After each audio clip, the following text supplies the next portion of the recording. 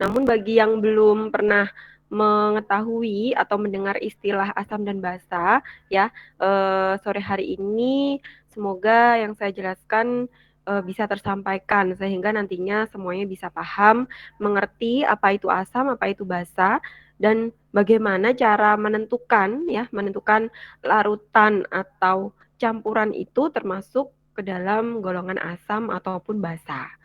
Nah, asal usulnya jadi basa dan asam itu dulu ditemukan Bapak Lavoisier di tahun 1776 bahwa beliau mengemukakan teori asam dan hanya terfokus pada asam oksi. Asam oksi ini maksudnya asam yang mengandung atom oksigen, gitu ya. Nah, dia contohnya asam nitrat, kemudian asam sulfat, asam nitrit ya. Pokoknya jenis asam yang mengandung atom O itu termasuk ke dalam golongan asam oksi. Nah, Bapak Lavoisier ini tidak dapat mendefinisikan asam-asam hidrohalida. Ya, hidrohalida ini asam-asam yang mengandung atom golongan 7A. 7A itu disebut dengan senyawa halida. Ya, contohnya HCl, HBr, HF ya, itu dia tidak bisa dikemukakan ya, tidak dapat mendefinisikan menurut teorinya si Lavoisier. Kemudian akan disempurnakan pada tahun 1810 oleh Bapak Sir Humphrey Davy. Di situ beliau memberikan istilah asam untuk senyawa hidrohalida meskipun memang kurang terstruktur ya, maksudnya kurang dapat menjelaskan seperti itu. Namun si Bapak Davy ini dia lebih menyempurnakan lagi teori yang dikemukakan oleh Lavoisier. Nah, ini teori menurut Berzelius, nanti silakan dibaca sendiri. Teori Berzelius ini hanya berlaku sekitar 30 tahun ya, di mana di sana juga dia mengemukakan adanya senyawa yang bersifat asam maupun basa. Kemudian akan dikembangkan lagi pada tahun 1838 oleh Justus van Liebig, di mana teori beliau ini berlaku selama 50 tahun. Jadi lebih panjang lagi daripada si teori yang Berzelius tadi, gitu ya. Nih. Kemudian ini untuk teori secara umum. Jadi dari beberapa penemu-penemu dan pengemuka teori asam dan basa gitu ya. Kemudian akan dapat disimpulkan di sini bahwa pengertian asam ya, asam ini merupakan cairan berasa asam dan dapat memerahkan kertas lakmus biru. Sedangkan basa dia ini terasa sedikit pahit dan dapat membirukan kertas lakmus merah ya. Kemudian garam. Garam ini merupakan cairan yang bersifat atau berasa asin. Biasanya ketika kita mereaksikan antara basa dan asam itu akan dihasilkan garam dan air gitu ya. Jadi air itu merupakan produk kedua setelah garam. Jadi kalau sudah ada asam basa, pasti produknya namanya garam dan air gitu ya. Karena apa? Karena garam ini bersifat netral, dia berasa asin, campuran antara asam dan basa.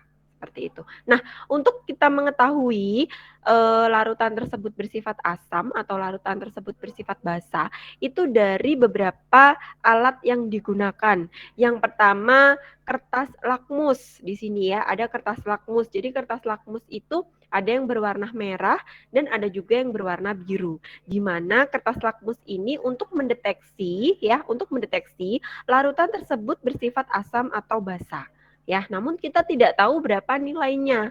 Ya, nilai keasamannya ini berapa tidak bisa diketahui, hanya bisa mendeteksi aja dia asam atau dia basa. Nah, untuk kertas lakmus biru, jika kita celupkan, kita rendam ya, warna biru tadi berubah menjadi merah, berarti larutan yang kita gunakan untuk merendam kertas tersebut bersifat asam. Jadi kalau kertas lakmus biru direndam larutan berwarna merah, berarti larutannya asam. Kalau tetap warnanya biru direndam jadi tetap biru, itu berarti basa. Ya, kebalikannya, kalau kertas lakmusnya ini merah, dia direndam di dalam larutan berubah menjadi biru, berarti larutannya bersifat basa. Kalau dia tetap merah berarti ya larutannya asam. Jadi hanya bisa mendeteksi larutan tersebut asam atau basa. Itu ya. Nah, kemudian semakin berkembangnya zaman gitu ya. Nah, ini beberapa teori-teori terbaru yang mengemukakan pengertian dari asam dan basa. Jadi ada tiga teori terbaru dan ini memang banyak digunakan, umum digunakan ya.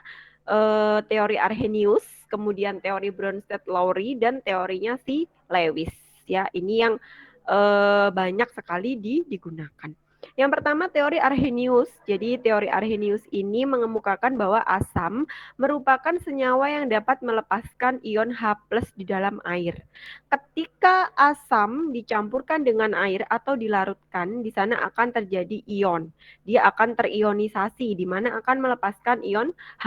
Itu yang dimaksud dengan asam. Contohnya HCl di dalam air, itu akan menghasilkan H3O dan Cl-, di mana HCl-nya ini ya akan menyumbangkan H+ akan menyumbangkan H+ ke dalam air sehingga airnya berubah menjadi H3O+.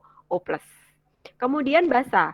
Kalau basa, ini menurut Arrhenius, ini senyawa yang melepaskan OH- di dalam air.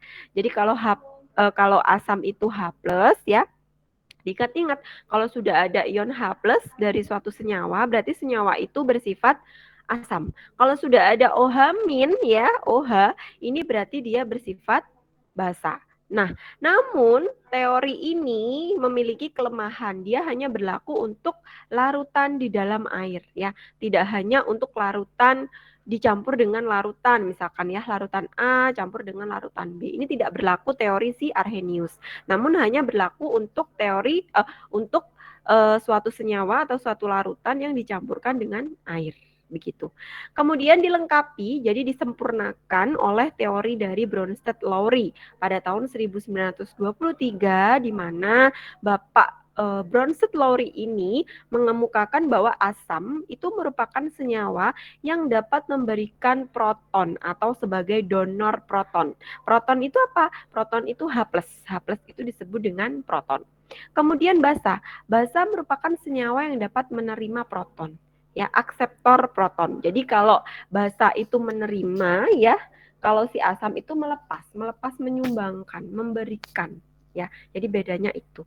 Bisa dilihat pada contoh ya, contoh di slide itu ada reaksi tanpa pelarut air. Nah, ini kalau di yang teorinya Arrhenius tadi HCl itu dicampurkan dengan air gitu ya.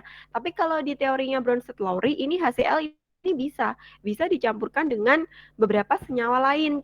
Contohnya amonia NH3 ya. Ini akan bisa didefinisikan bahwa di sana terjadi terjadi pelepasan serta penerimaan elektron. Ya, HCl dapat melepaskan H+, dia akan menyumbangkan kepada NH3 sehingga NH3 akan berubah atau akan mengion menjadi NH4+ ya, dan juga Cl- nantinya akan terbentuk garam NH4Cl. Jadi ini reaksi tanpa pelarut air. Ya, teori Bronsted-Lowry juga bisa mendefinisikan apabila larutan tersebut direaksikan dengan air, bisa. Gitu ya. Contohnya asam H+ sama HCl sama H2O.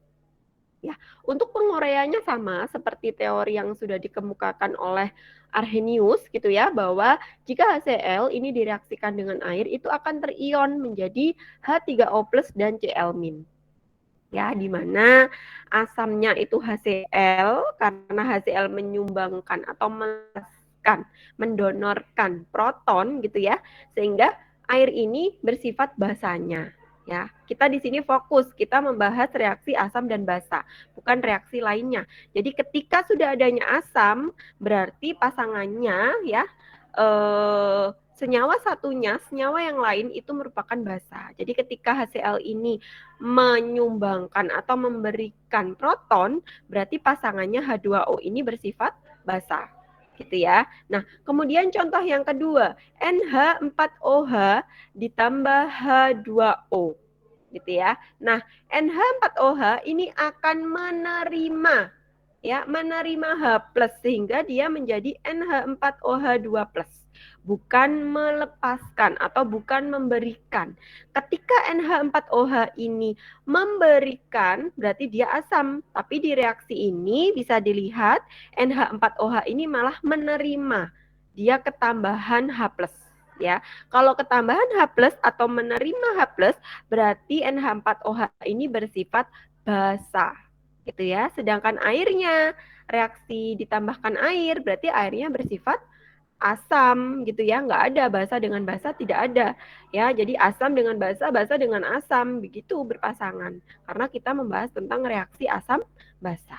Nah, dapat diketahui bahwa dari dua reaksi ini, ya, reaksi yang terakhir, reaksi dengan pelarut air, itu untuk reaksi yang pertama itu airnya bersifat basah. Sedangkan untuk reaksi yang kedua itu airnya bersifat asam. Ya, jadi di sini unik sekali. Air itu bisa bersifat asam, air itu juga bisa bersifat basah, tergantung dari senyawa yang dicampurkan atau senyawa yang dilarutkan, seperti itu. Nah, namanya adalah senyawa amfotir. Jadi air itu disebut dengan senyawa amfotir karena air bisa bersifat asam maupun basah, gitu ya. Ini teori dari si Bronsted-Lowry. Oke, sekarang kita lanjutkan ya. Berikut berikut pasangan asam dan basa konjugasi. Jadi di dalam suatu larutan, ya, larutan asam dan basa, campuran antara asam dan basa, ketika direaksikan itu akan terjadi ionisasi di dalamnya, di dalam larutan itu. Nah, terjadi ionisasinya seperti apa? Bahwa, ya, dilihat di contoh, ya, HCl ditambahkan H2O akan terionisasi menjadi H3O+, menjadi Cl-, gitu ya. Nah, sekarang kita tentukan asamnya mana, basanya mana, kemudian pasangan asam basa konjugasinya yang mana, gitu ya. Kita lihat bahwa HCl tadi dia melepas, ya, dia melepas si proton, ya, melepas si proton, gitu ya, menjadi Cl-, gitu kan, hanya kan dilepas menjadi Cl- di reaksi yang hasil, ya. Nah, berarti Cl- ini, ya, karena dia ini kehilangan, gitu ya, melepaskan si proton, berarti Cl-nya ini bersifat basah, ya. Kalau Cl- ini basah, berarti HCl-nya asam, ya. Berarti pasangan asam dan basa konjugasinya HCl asam, kemudian basa Cl-nya ini basa konjugasi. Ya, yang kedua, setelah HCl ini asam, otomatis secara tidak langsung H2O ini bersifat basa, pasti. Gitu ya, pasti dia bersifat basa. Nah, pasangannya H3O+ berarti asam. Nggak mungkin basa berpasangan dengan basa, tidak mungkin. Gitu ya. Nah, ini bisa dilihat di definisinya. Mungkin definisi yang saya tuliskan ini bisa membantu pengertian atau penjelasan saya, ya. Asam konjugasi merupakan asam yang terbentuk dari basa yang menerima proton. Jadi asam konjugasinya mana? H3O+. Ya, kenapa dia disebut dengan asam konjugasi? Karena dia terbentuk dari basa yang menerima proton. Ya, basanya mana? Basanya H2O. Ya, dia terbentuk dari H2O yang menerima proton atau menerima H+, ketambahan H+. Sehingga H3O+ ini namanya asam konjugasi, gitu ya. Sedangkan basa konjugasi ini terbentuk dari asam yang melepaskan proton. Asamnya mana? Oh, asamnya HCl, ya. Berarti basa konjugasinya yaitu Cl-. Karena apa? Karena Cl- ini terbentuk dari asam HCl yang melepaskan proton atau yang kehilangan proton. Proton itu H+. Ya, nah ini jadi pasangannya seperti ini.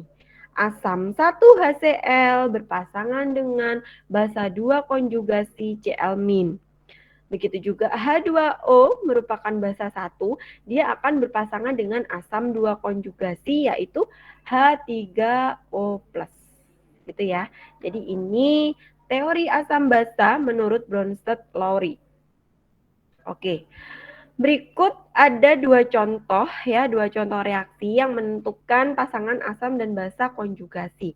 Coba sekarang langsung dicoba ya, langsung dicoba di kertas gitu ya di rumah kira-kira untuk yang nomor 1 ya, mungkin ada yang sudah bisa langsung melihat kira-kira asamnya mana, basanya mana, terus pasangan asam dan basa konjugasinya yang mana.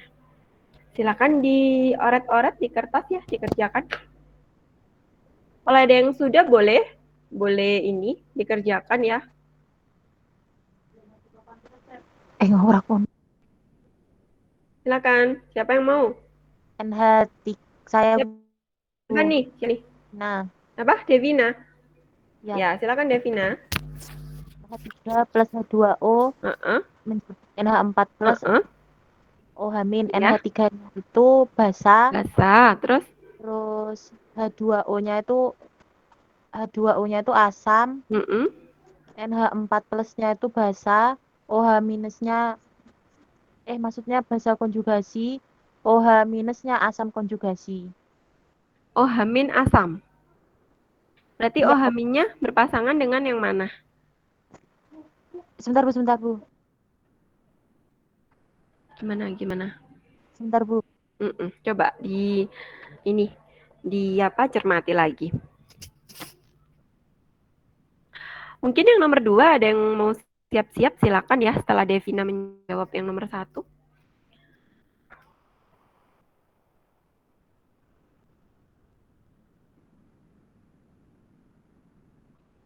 Gimana Devina sudah? Sebentar Bu. Oke.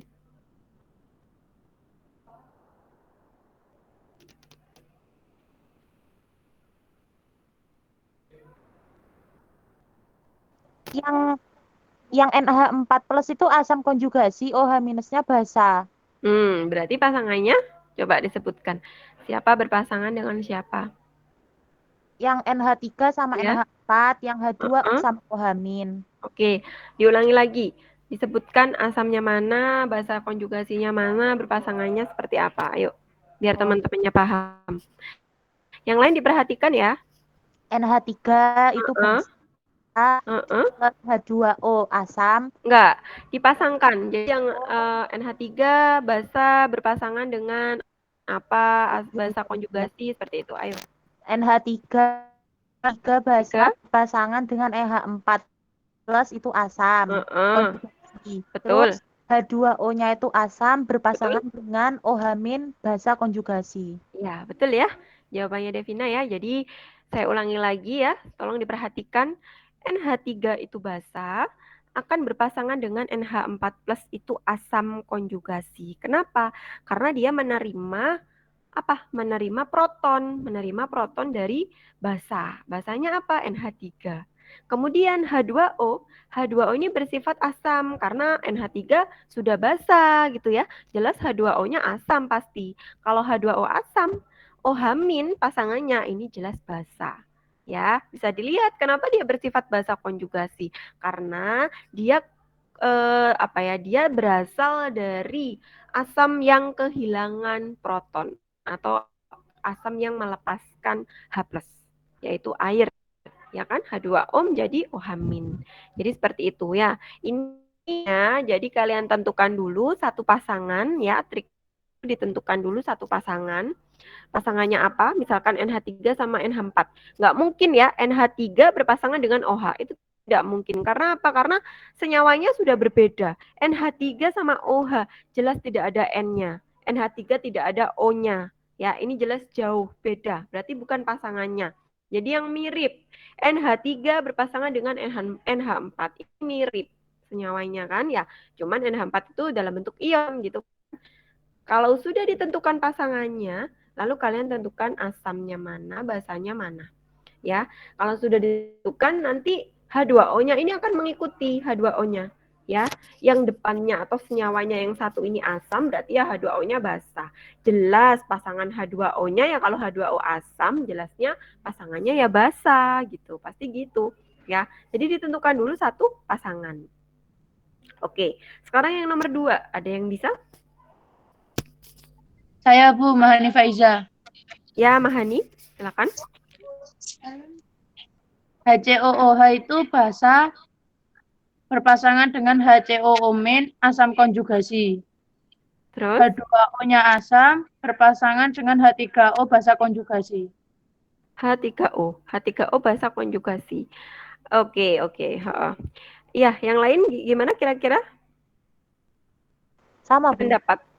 Sama? Ya, sama. Sama. HCOOH apa tadi, Mahani? HCOOH? Basa, Bu. HCOOH basa. HCOOH basa. Yakin?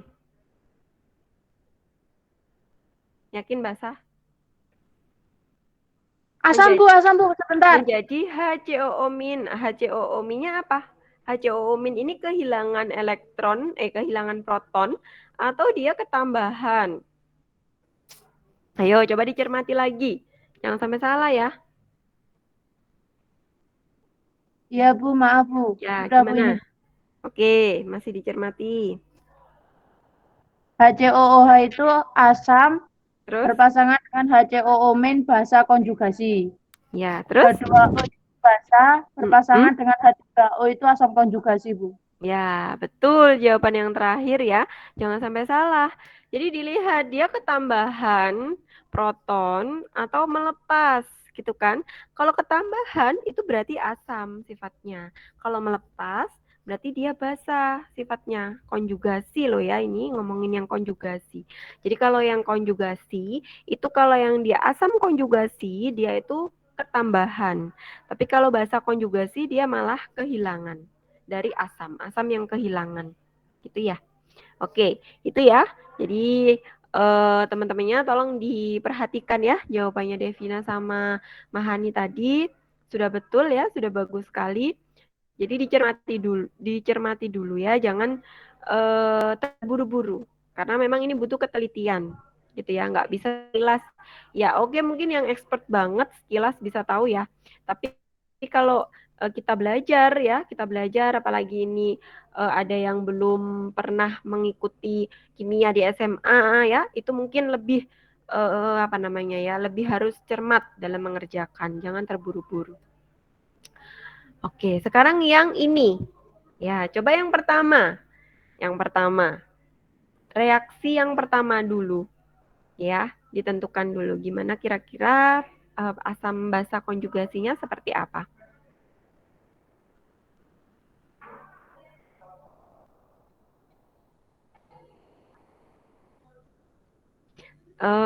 Selain Devina sama Mahani ya, coba yang lain.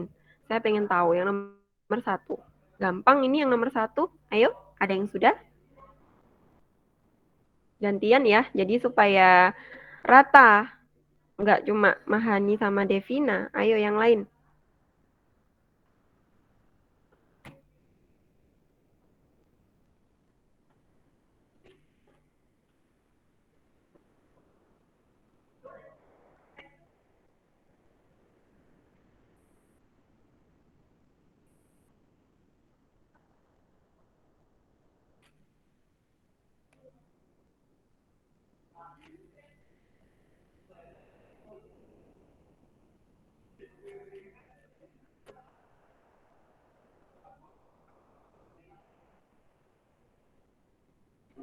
Ayo, ada yang sudah? Nomor satu aja loh. Ayo dicoba. Siapa yang mau?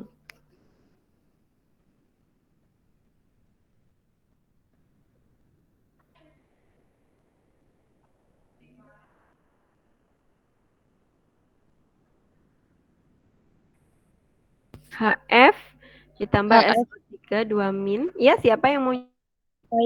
saya Bu Denis. Ya, Denny silakan.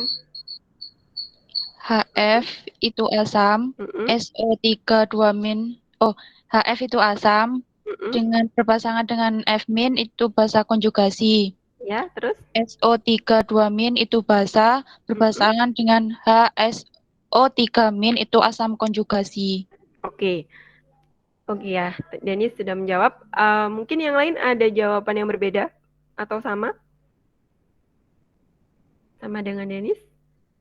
Pendapat?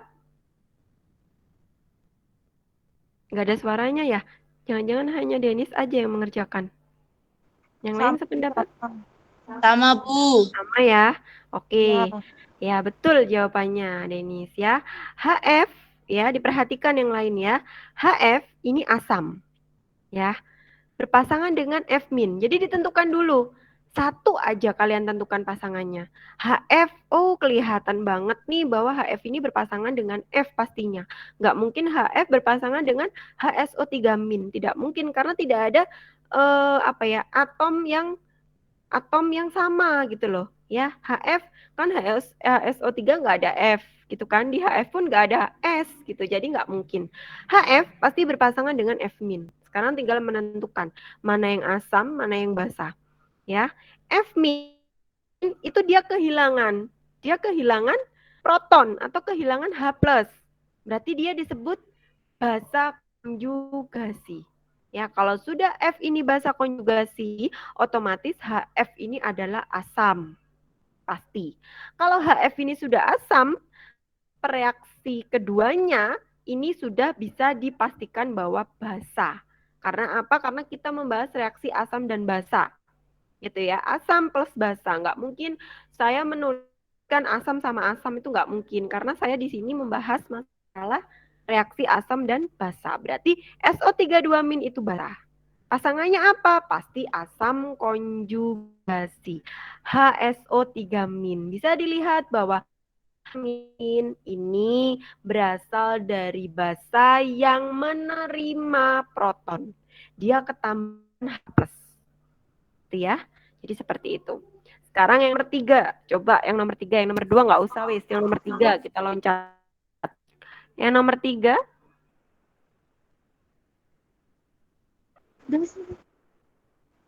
Lainnya, yang lain yang jawab. Yang lain yang jawab yang nomor 3, ada yang mau mencoba? Silakan. Siapa? Halo. Iya Bu, saya Siapa? Devina. Lo Devina lagi, yang lain? Yang lain nggak ada? Yang lain nggak ada? Nggak ada yang lain? Yakin? Mau dijawab Devina lagi ya? Harusnya nggak apa-apa jawab, salah pun nggak masalah ya. Nanti bisa di ini. Yang lain nggak ada? Oke, mungkin nggak ada ya yang lain. Ya, Devina silakan. Gimana hasilnya yang nomor 3? H3PO4 itu asam berpasangan dengan H2PO4 min itu basa konjugasi, terus Iya. OCl-nya itu basa, HOCl-nya asam konjugasi. Oke. Ada jawaban lain? Ada yang tidak sependapat atau sama? Hah? Sama? Sama, Bu, sama. Sama ya, sama semua ya. Oke ya, jawabannya betul ya. Jadi H3PO4 itu asam, dia berpasangan dengan H2PO4 itu basa konjugasi. Jadi dilihat ya, ditentukan pasangannya satu dulu, seperti yang sudah saya jelaskan tadi. Kemudian kalau sudah H3PO4 itu asam, itu pasti COCl- itu basa dan pasangannya pasti HOCl itu asam konjugasi. Gitu ya. Jadi caranya seperti itu. Oke, kita lanjutkan. Nanti yang nomor 2 silakan dicoba sendiri ya. Kemudian teori yang ketiga, yang terakhir ini teorinya dari Bapak Lewis, di mana teori Bapak Lewis ini menjelaskan atau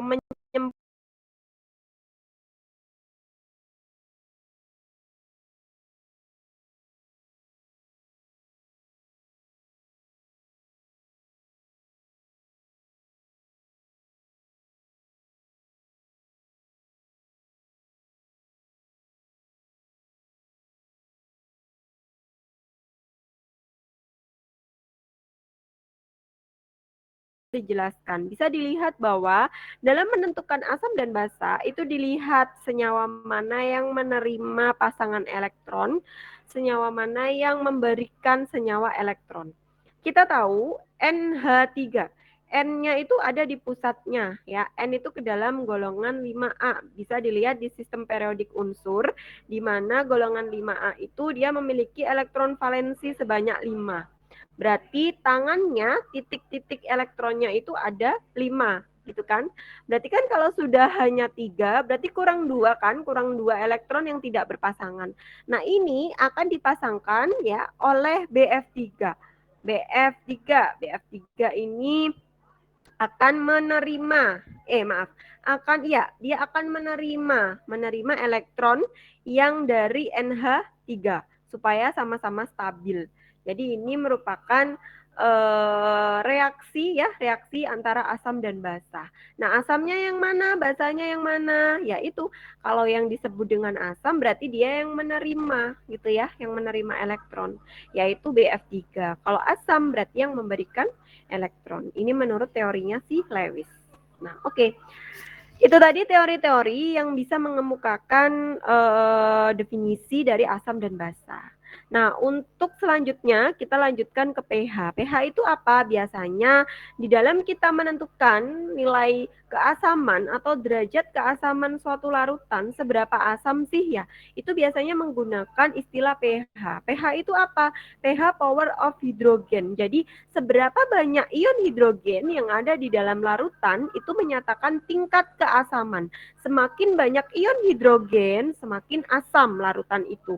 Semakin kecil nilai pH-nya. Gitu ya. Nah, nilai pH suatu zat ini berkisar antara ya 0 sampai dengan 14. 0 ini ya 0,1, 0,2 ya, itu sudah merupakan nilai pH. Tapi biasanya sih 1 gitu ya. Asam banget itu 2 itu aja udah asam banget gitu ya. Apalagi 0, itu jarang sekali ditemukan. Kemudian untuk asam itu nilainya antara 0, atau 1 sampai dengan 6, Kalau nilai pH-nya itu 7 itu berarti netral. Kalau di atas 7, 8 sampai 14 maksimal ini berarti basa, sifat larutannya basah gitu ya. Nah, ini tadi indikator yang bisa digunakan untuk menguji asam dan basa. Ya, untuk indikator yang menggunakan kertas lakmus merah dan biru itu hanya bisa menentukan larutan tersebut asam atau basa, namun tidak bisa memberikan nilai. Jadi, berapa pH-nya tidak tahu. Kalau menggunakan kertas lakmus, kita hanya mengetahui senyawa itu asam atau basa. Namun, ada 2 alat yang bisa digunakan untuk mengetahui berapa nilai dari pH tersebut, pH larutan tersebut.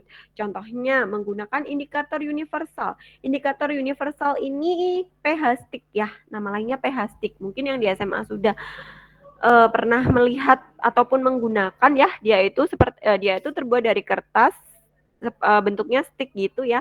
Nah, itu biasanya dicelupkan di dalam larutan, kemudian nanti warnanya akan terdegradasi, terjadi perubahan warna di situ ya. Nanti kita akan cocokkan, kita akan sesuaikan dengan warna yang ada di kemasannya. Ya, pada pH berapa? Kita bisa tahu dia pada pH 2, pada pH 6 gitu ya. Atau pada pH 10 misalkan ya. Itu disesuaikan warna hasil dari yang dicelupkan. Ya. Kemudian ya ini tidak kurang valid. Ada alat lagi yang lebih valid yaitu menggunakan pH meter. Kalau menggunakan pH meter ini suatu alat ya, dia dicelupkan di dalam larutan kemudian nanti akan muncul nilainya akan terbaca dan itu koma biasanya ya 7,6 ya 1,7 misalkan seperti itu. Jadi lebih teliti lagi, lebih valid lagi daripada menggunakan indikator universal. Nah, itu alat-alat ya yang bisa mendeteksi nilai dari keasaman suatu larutan. Oke, kita kembali ke air sekarang ya. Tadi sudah saya singgung di depan bahwa reaksi antara asam dan basa itu akan menghasilkan air dan garam. Ya, garam sudah kalian pernah tahu ya garam itu seperti apa. Nah, sekarang kita bahas tentang air. Air akan terionisasi menjadi H+ dan OH-, di mana air ini memiliki kesetimbangan ya, ketetapan kesetimbangan saat dia pada suhu tertentu. Jadi di suhu tertentu air itu memiliki ketetapan kesetimbangan. Ketetapan kesetimbangan itu apa artinya? Ya, keadaan air pada saat setimbang. Setimbang itu ketika air bisa terionisasi sempurna. Ya, nilainya berapa? Ketika pada suhu ruang itu ketetapan kesetimbangan air sebesar 10,14. Sehingga gitu ya, sehingga H+ dan konsentrasi OH- itu 10 pangkat min 7 ya. Jadi kalau KW air itu rumusnya H+ dikali OH-, berarti H+-nya sendiri sama OH-nya sendiri ya akar dari 10 pangkat min 7, min 14, yaitu 10 pangkat min 7 gitu ya. Kenapa air memiliki pH netral? pH netral itu 7 ya. Karena itu tadi air ini memiliki ketetapan kesetimbangan saat suhu ruang itu 10 pangkat min 14.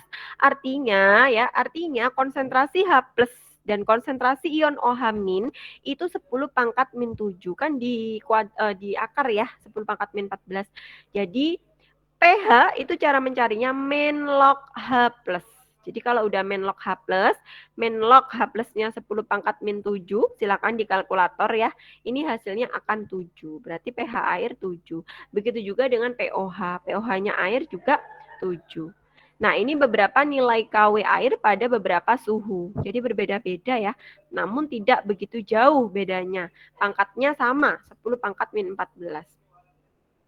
Nah, ini konsepnya tadi ya. Jadi rumusnya untuk mencari pH itu min log H+. Bisa dibaca di baris terakhir di paling bawah ya. Ini merupakan rumus pH atau mencari nilai keasaman, derajat keasaman, potential of hydrogen, min log H+. Ini bisa dihitung di kalkulator ya. Saya rasa semua HP dari kalian ini sudah canggih-canggih ya, ada kalkulator saintifiknya, di situ bisa diketik, diklik langsung means, kemudian log ya, kemudian masukkan nilai atau konsentrasi ion H+-nya, gitu ya. Itu cara mencari pH. Ini yang tadi yang sudah saya jelaskan konsepnya ya, asam itu gimana, basa itu gimana. Ya, ini contohnya nanti bisa kalian pelajari sendiri bagaimana cara menghitungnya. Ini langsung aja di kalkulator sih kalau menurut saya ya. Jadi gampang, nggak bingung gitu ya.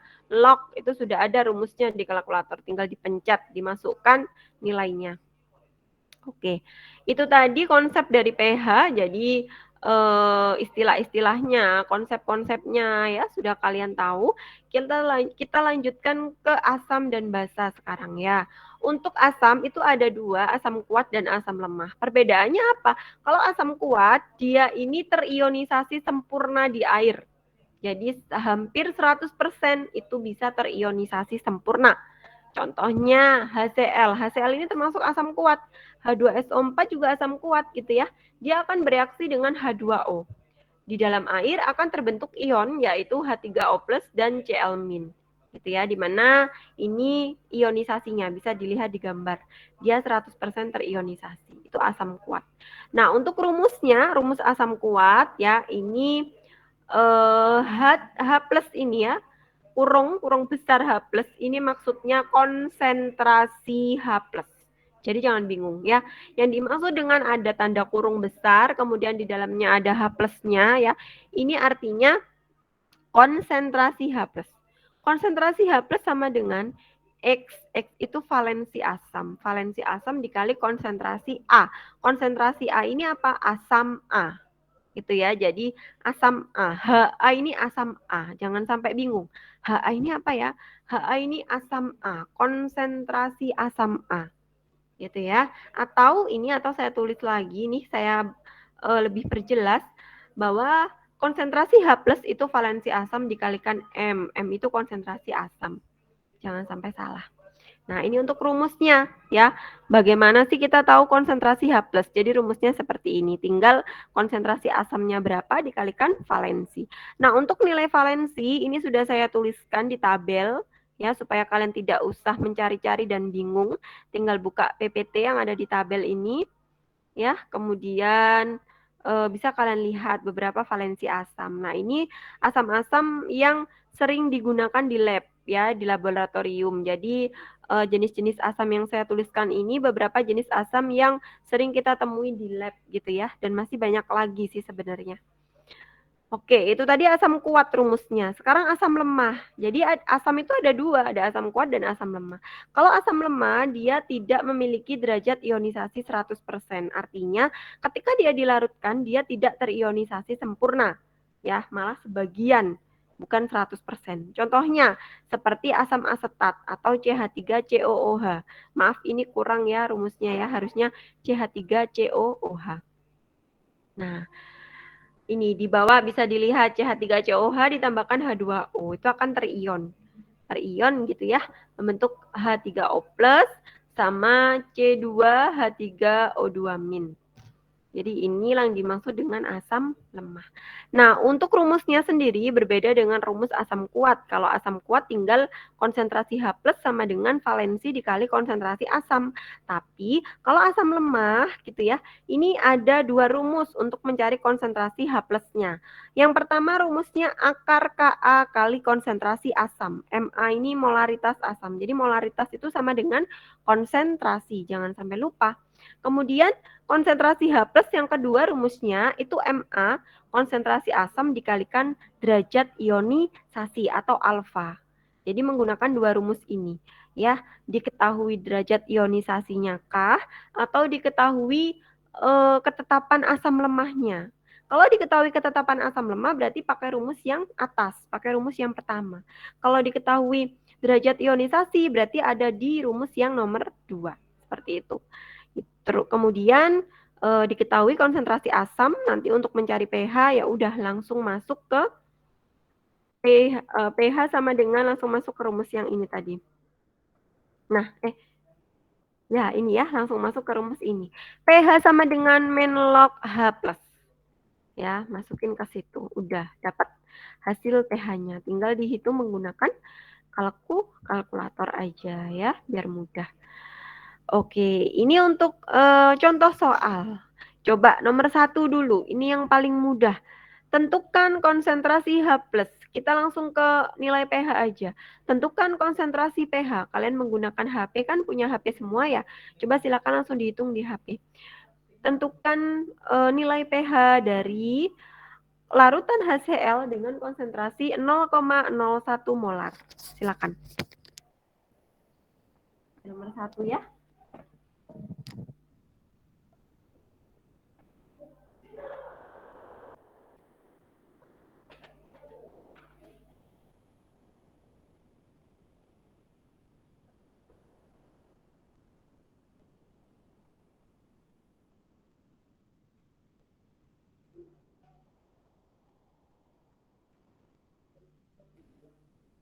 Ada yang sudah dapat?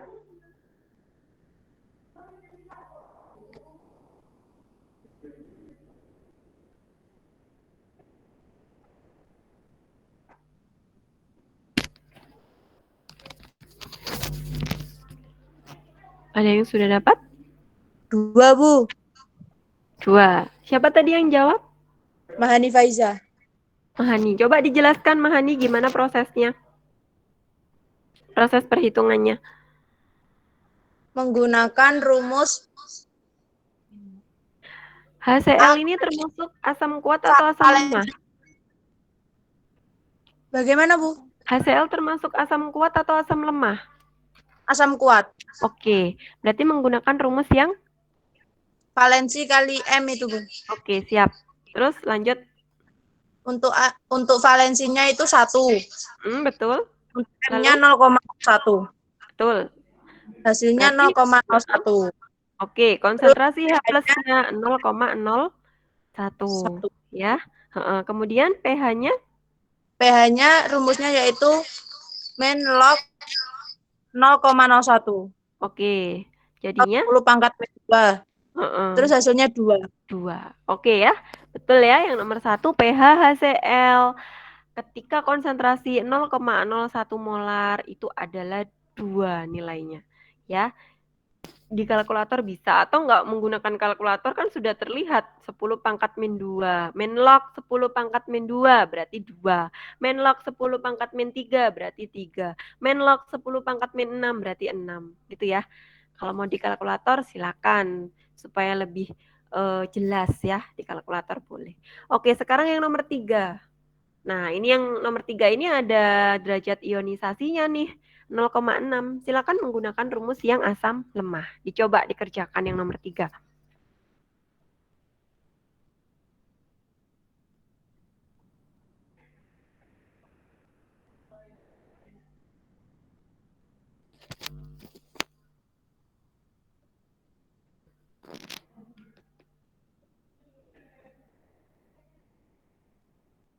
Sebentar, Bu. Ya. Yang lain mungkin ya, nggak apa-apa. Ayo, jangan diam-diam aja. Mahani sama Devina yang jadi tumbal ya di kelas ini. Yang lain mana?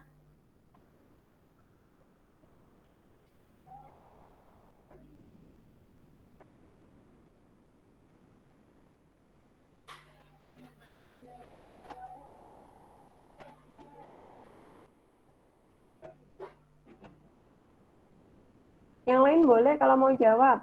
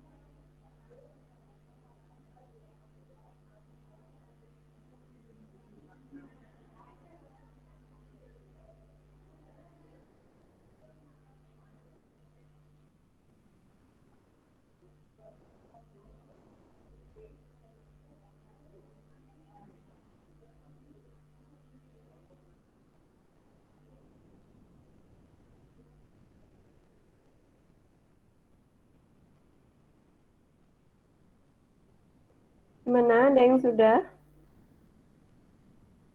Sebentar, Bu.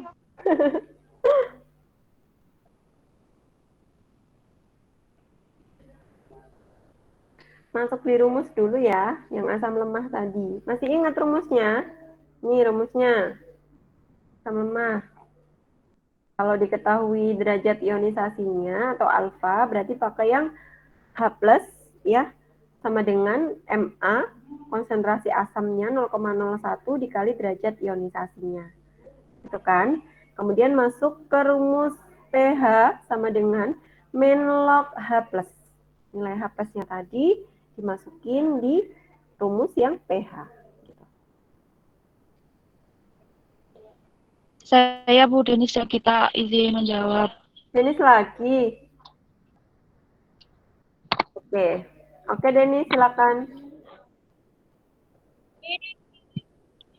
Konsentrasi H+ sama dengan Ma dikali derajat ionisasi. Ma, oke. Dengan 0,01 dikali 0,6. Jadinya? Sama dengan 0,06. Terus? Terus pH-nya sama dengan min log 0,006. sama dengan 2,2. 2,2 ya, pH-nya betul ya. 2,2 atau main log 10 0,006 berarti main log 6 kali 10 pangkat min 3, hasilnya 3 main log 6. pH-nya 3 min log 6 atau 2,22. Boleh ya, mau dijawab dalam bentuk log atau mau didetailkan, dihitung dengan kalkulator, boleh 2,2. Ya, itu nilai dari pH yang nomor 3. Oke, mungkin yang nomor 24 ya, silakan dikerjakan di rumah. Ini untuk pembahasannya tidak saya tampilkan, tapi ya ini materi sudah saya upload di Edmodo, silakan dicek sendiri, namun pembahasannya tidak saya cantumkan, silakan kalian mengerjakan sendiri ya, mengerjakan sendiri supaya berlatihlah di situ gitu ya. Dari temannya tadi mengerjakan, mencoba menjawab, kira-kira mengikuti atau tidak gitu. Kemudian basa kuat ya, ini sama. Basa kuat, asam kuat itu rumusnya sama. Ya, valensi dikali konsentrasi basanya. Kalau asam ya konsentrasi asamnya, gitu ya. Ini untuk valensi basa saya tuliskan juga sama seperti asam. Basa lemah pun sama ya untuk rumusnya. Ya, cuman kalau yang asam itu kan MA. MA itu artinya konsentrasi A asam. Kalau basa ya MB, berarti konsentrasi basa. Ya, KB ketetapan basa lemah. Kalau Ka ketetapan asam lemah. Jadi tinggal ganti simbolnya aja. Cuman untuk rumusnya plek sama persis seperti yang asam. Gitu ya. Ini juga sama, tentukan konsentrasinya. Oke, mungkin itu ya yang bisa saya sampaikan. Silakan nanti dikerjakan. Ini tugas aja untuk tugas di rumah dan dikumpulkan minggu depan. Nomor 1, sampai dengan nomor 3. Ini jangan hanya mencari konsentrasi OH-nya, tapi dicari pH. Jadi yang saya perintahkan dicari pH-nya, bukan konsentrasi OH- atau H+-nya ya. Ini 3 nomor, kemudian yang asam tadi 4 nomor, ya ini 4 nomor meskipun tadi sudah dijawab Devina, Mahani sama Denis ya, silakan nanti ditulis lagi, dikerjakan lagi. 1 sampai 4 tambah tadi 3 berarti 7, kemudian yang tadi pasangan asam dan basa konjugasi juga dikerjakan yang 3 nomor itu. Mana ya? Nah, ini juga dikerjakan. Jadi ada 10 nomor. Seperti biasa nanti dikumpulkan minggu depan ya, dikumpulkan di meja saya. Kalau hari Rabu nggak ngampus, ya kalian bisa mengumpulkan pas praktikumnya hari Selasa, gitu ya. Misalkan hari Rabu nggak ngampus atau malas mau datang ke kampus, dikumpulkan pas hari Selasa tidak apa-apa, tidak masalah. Ya, pas praktikum kimia dasar minggu depan. Ini, kalau mau Rabu pun saya tunggu, nggak apa-apa. Ya, jadi ini tugasnya ada 10, meskipun ini juga tadi udah dikerjakan Devina dan Mahani, tetap dikerjakan juga ya semua. Jadi supaya semuanya juga berlatih, tidak hanya teman-temannya yang mengerjakan ya, tapi semuanya harus mengerjakan. Jadi ada 10 soal yang harus dikerjakan sebagai tugas di rumah. Kalau di PPT saya ada pembahasannya ya, tapi di PPT yang saya share tidak ada pembahasannya ya. Silakan kalian bikin pembahasan sendiri.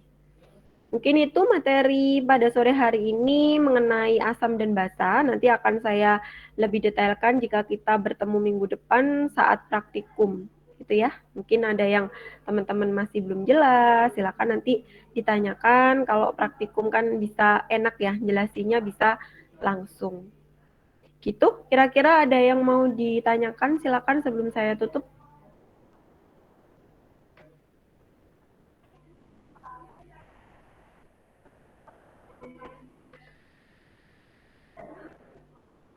Sudah cukup?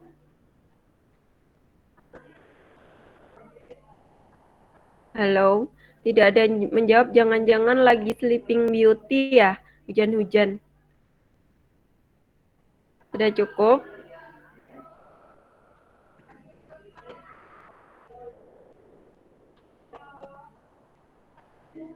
Ya Bu, cukup.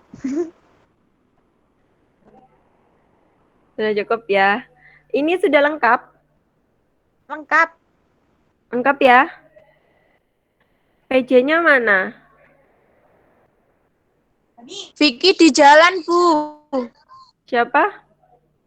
Vicky Adi. Vicky dari mana? Mau kemana? Habis praktikum aplikom, Bu. Oh gitu. Hujan-hujan ya, kasihan ya. Oh kalian tadi habis praktikum? Iya, Bu. Oh gitu ya. Oke lah, karena ini kan pengganti hari kemarin ya, nggak apa-apa. Ya oke, kalau sudah nggak ada yang ditanyakan, saya akhiri pertemuan kita pada sore hari ini. Semoga materi yang saya sampaikan bisa tersampaikan gitu ya, dan bisa bermanfaat. Saya mohon maaf jika ada salah kata dalam menyampaikan materi. Dan saya akhiri, wabillahi taufiq wal hidayah. Wassalamualaikum warahmatullahi wabarakatuh. Waalaikumsalam. Terima kasih banyak, Bu. Ya. Terima kasih, Bu.